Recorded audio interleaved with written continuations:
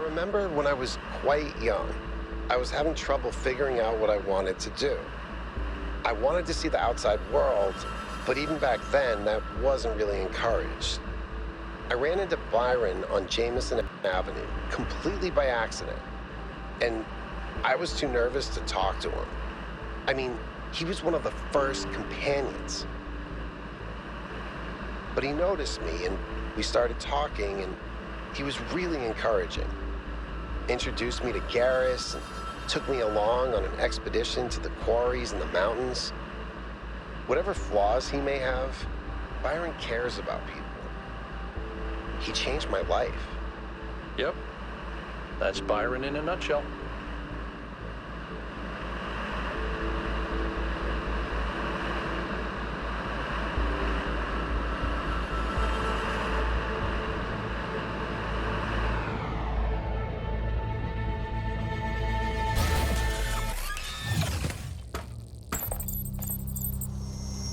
So, here it looks like there should be an anti-gravity elevator, but it's locked down. I'll need you to connect to the data stream again. I'm really sorry, 1K. I know it's a risk, but I think it'll be worth it.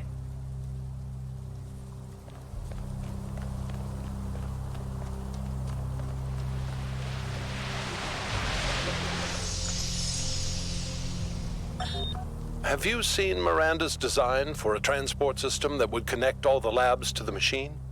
It's amazing, isn't it? I think she's really excited about showing this place to people one day. She also kept asking me about what kind of monuments we could build, you know, to really transform the landscape, show the possibilities. But her capsules only fit one person. It's just the first iteration. Give her some time. She'll figure it out. Remember how many mistakes we made in the beginning, even with all the blueprints we had? But that's not my point. It just worries me that she lacks context. Her imagination is incredible, but it's still limited by what she hasn't experienced. Would it have been better if she'd been raised in New Jerusalem? If her mind was limited by self-hate and decay? If all she could imagine was sitting around ignoring the universe in favor of self-righteous solipsism? No, but I don't know. Sorry. You're not wrong. We can't stay hidden forever.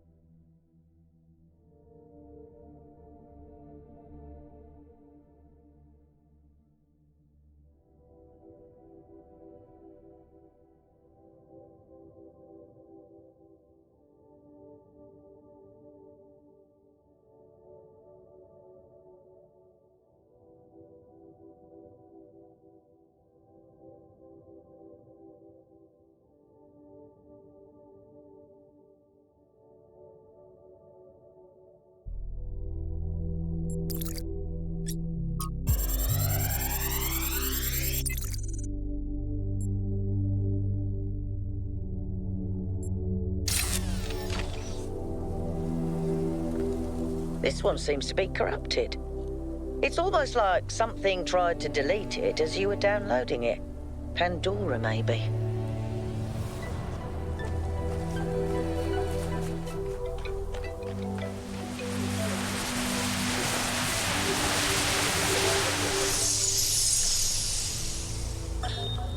She's remarkable, isn't she? She sees so much beauty in everything. She is, you're right. But I'm not sure she doesn't see too much beauty. Is it wrong to be delighted by the perfection of the universe? To look at what surrounds us and experience awe instead of just fear? No, but to call it perfection implies a kind of moral value that it doesn't have. The universe is cold, Athena. It doesn't care about us, or about life, or civilization. It fundamentally cannot care. But Miranda seems to think it's almost benevolent, purposeful. You're right. But have you considered that maybe she sees something we can't see? A step ahead? You know, Cornelius, if we succeed, the next generation will not be like us. They might see the world in ways we never could have imagined. Maybe she's the first sign of that. I hope so. I really do, Athena. You know that I love her, and I am perpetually amazed that this being we created that came solely from our minds is so profoundly different and unique. That does strike me as a kind of miracle. But it's also a huge responsibility, and I worry about our choices.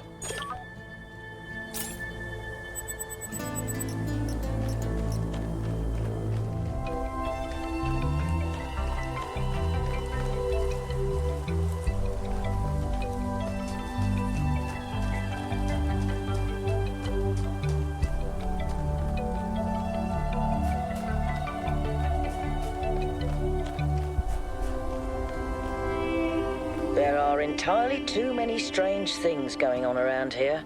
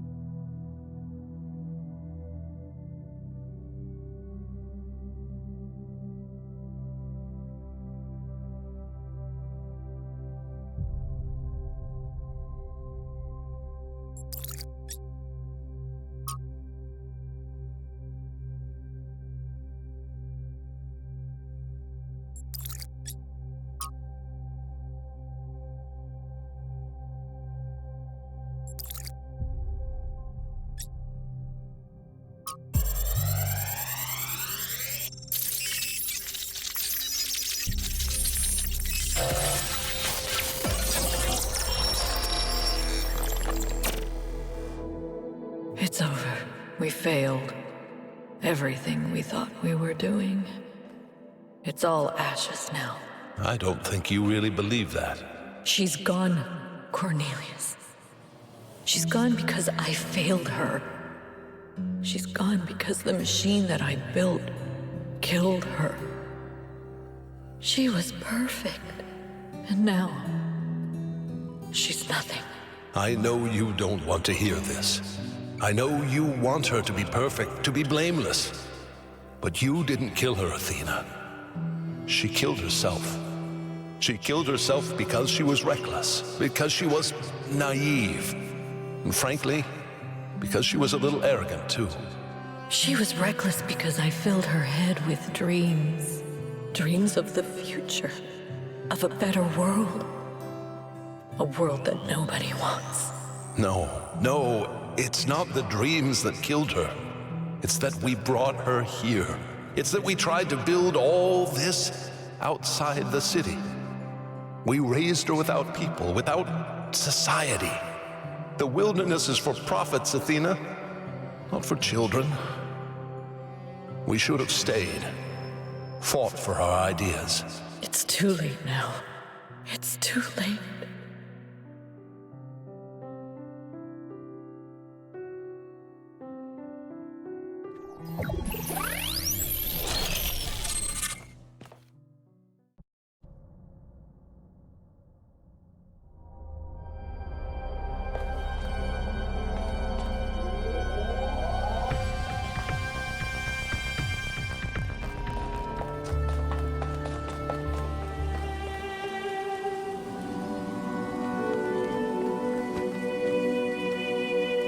They lost their daughter. Right here in this ruin, Cornelius and Athena lost their daughter. Miranda's dead. So even the founder doesn't have perfect control over this technology. Even the founder makes mistakes. Byron was right in a way. We turned the founder into something she never was. She was never perfect. She was never infallible. No one is. Listen, I understand why you and Byron see so much hope in this technology. You want us to be better, to grow. But what if it all goes wrong? If even the founder couldn't get it right, what hope do we have?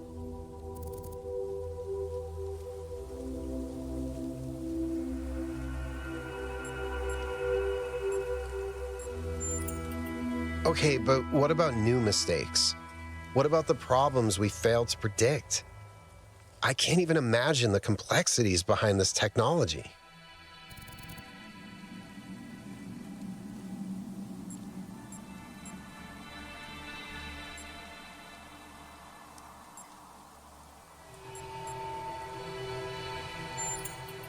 But what if one issue was enough? One issue was enough to kill Miranda. And the energy readings from inside the megastructure are insane. What if we try to use it and blow a hole in the planet?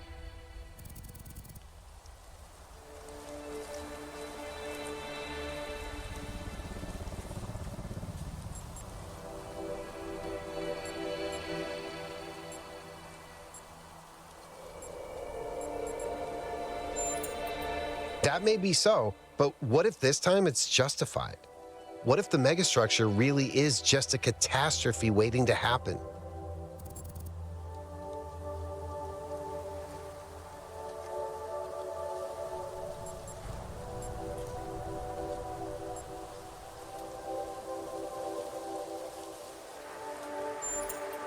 I hadn't thought of it that way. You might be right. What if that's why the founder left? Because she saw it all turning into a self-fulfilling prophecy. Fear of change making us unable to avoid disaster.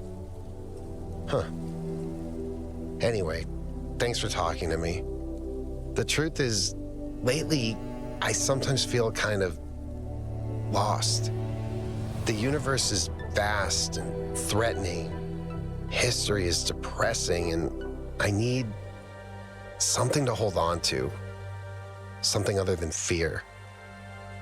I have to figure out what that is.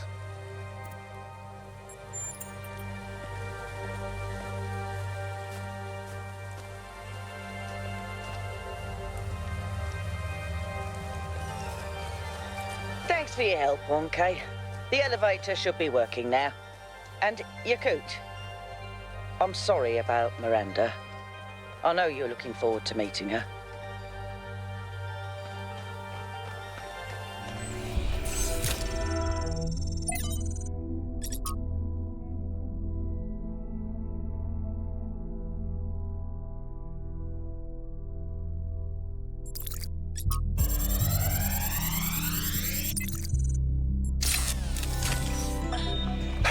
Man, this sucks. It's one thing hearing about the symptoms, it is another totally to experience them. I feel like an insect trapped in resin, slowly congealing. I can keep working for a while, though. There's still a bunch of critical tasks. I don't know what I'll do when I'm done. A lot of people have gone home, but Alexandra's still here. I don't think she's left even once, not even when her best friend died. We chatted a bit yesterday. She likes peanut ice cream. Not pistachio. Peanut. Well, at least we can agree that strawberry is an abomination.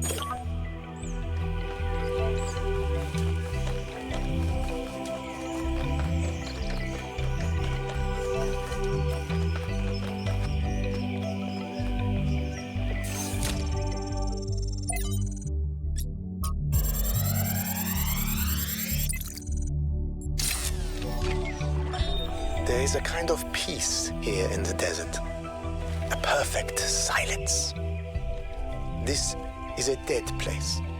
More dead than almost anywhere else on Earth. If the ground could have a personality, it would be malevolent. But as I said before, all this in some sense does not exist at all. It does not hate us. It is simply the opposite of everything that life requires. When you sit in the dunes and you hear only the wind and nothing else at all, and all the complexities of civilization fade away, you truly understand that spiritual peace is a great evil, a kind of shallow banality that we must always strive against. It is spiritual excitement and enthusiasm which sustain our humanity. Spiritual peace is a vile and cowardly surrender to oblivion.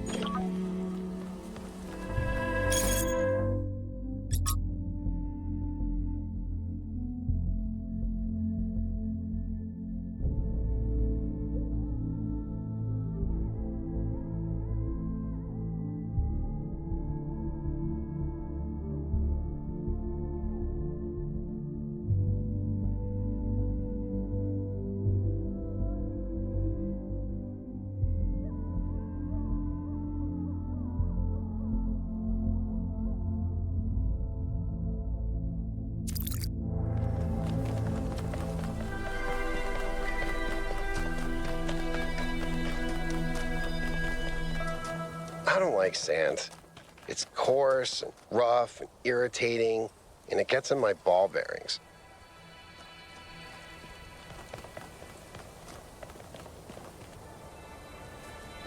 Did something break? From examining the data, I think it simply came down to not taking enough precautions. Clearly, protocols existed that would prevent such accidents, but she didn't apply them. That's the technical answer. If you're looking for something more philosophical, I think it's easy to mistake insight for revelation. She thought she was meant to discover something, as if there was some force guiding her. And so she discounted the outcomes that didn't match her expectations.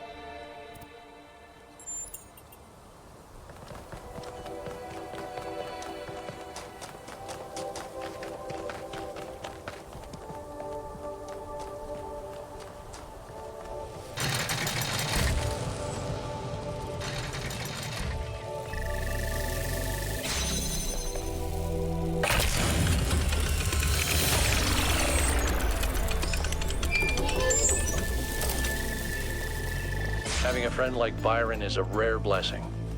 Someone who listens to you, who disagrees, but still appreciates your thoughts.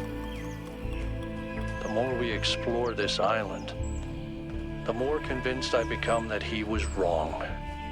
And the megastructure is a threat to all of us. But without people like him, I'm not sure New Jerusalem is worth saving.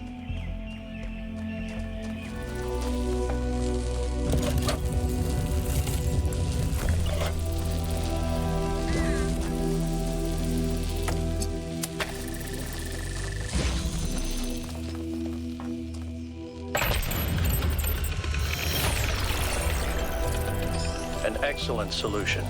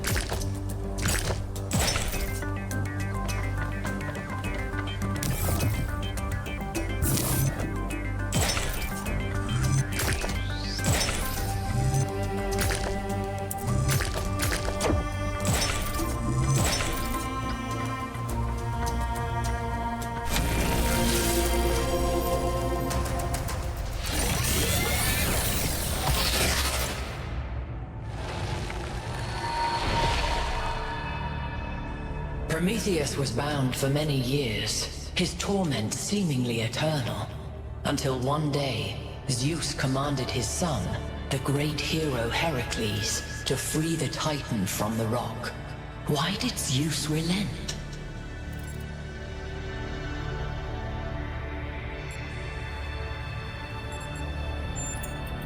Is helping those you love more important than justice?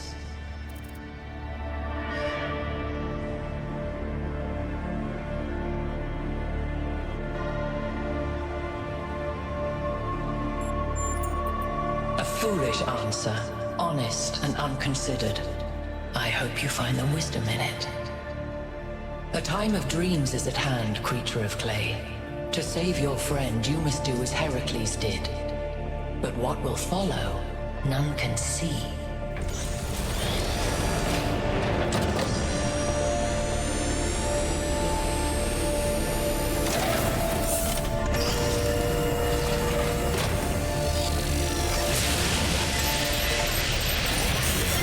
Well, at least this part is consistent. The megastructure is opening again. All right, everyone.